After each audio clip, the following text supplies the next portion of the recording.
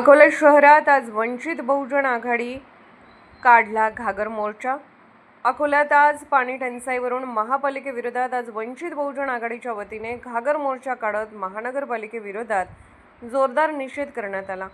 गांधीबाग येथून निघालेला हा मोर्चा महानगरपालिकेपर्यंत पोहोचला तर 2016 साली अकोला महानगरपालिकेच्या हद्दवाढीनंतर तब्बल 10 वर्ष उलटूनही नव्याने समाविष्ट भागांमध्ये मूलभूत सुविधांचा अभाव असल्याचा आरोप यावेळी करण्यात आला।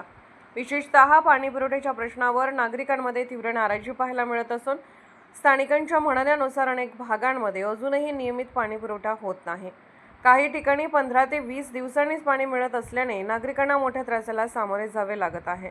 तर या पार्श्वभूमीवर वंचित बहुजन आघाडीने आक्रमक भूमिका घेत घागर मोर्चाच्या माध्यमातून प्रशासनाचे लक्ष वेधले असून महानगरपालिकेने लवकरात लवकर पाणी व इतर मूलभूत सुविधा उपलब्ध करून द्याव्यात अशी मागणी करण्यात आली आहे। दरम्यान मागण्या पूर्ण न झाल्यास यापेक्षा अधिक तीव्र आंदोलन छेडण्याचा इशाराही यावेळी वंचित बहुजन आघाडीच्या पदाधिकाऱ्यांनी दिला आहे।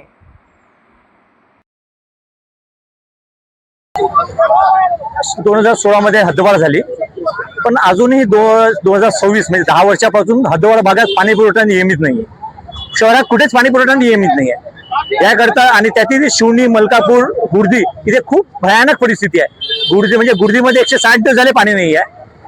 मलकापूर, शिवनीमध्ये 25 दिवस पाणी नाही आहे। या सगळ्या बाबतीत आम्ही एक सार्वजनिक मोर्चा काढला। त्या सगळ्या विषय होते, कुत्र्याचा विषय असो, डम्पिंग ग्राउंडचा विषय असो, घंटागाडीचा विषय, या सगळ्यासाठी एक सामूहिक मोर्चा काढला। पण त्यातला मूलभूत विषय होता सध्या पाणी टंचाईच्या विषयात 45 डिग्रीमध्ये पाण्याचा। त्याकरता आम्ही भेटलो आहे, आज आंदोलन केले, घागरखोर आंदोलन केलं। त्यानंतर आयुक्तांची उपायुक्तांची चर्चा झाली। सोमवारपासून मलकापूर, शिवनी, गुर्दीसाठी टँकर सुरू होणार आहेत। आज त्यांनी अशी घोषणा केली आहे। तो 8 दिवसात शिवनीचा जो पंपिंगचा प्रॉब्लेम आहे तो दुरुस्त होणार आहे। त्याकरता आम्ही आज आंदोलन केले। आज आम्ही इथे घागर फोडले, उद्या आतमध्ये जाऊन कॅबिन फोडायला आम्हाला वेळ लागणार आहे। कारण वंचितचा कार्यकर्ता 45 डिग्रीमध्ये उन्हात होता। आज तुम्ही पाहिलं असेल, 45 डिग्रीमध्ये महिला कार्यकर्ता, एक अपंग कार्यकर्ता जी काठीने चालत होती ती आज बाळासाहेबांची सैनिक म्हणून ती आज सोबत होती। बाळासाहेबांचे सैनिक असे थकत नाहीत, उद्या कॅबिन फोडू शकतात।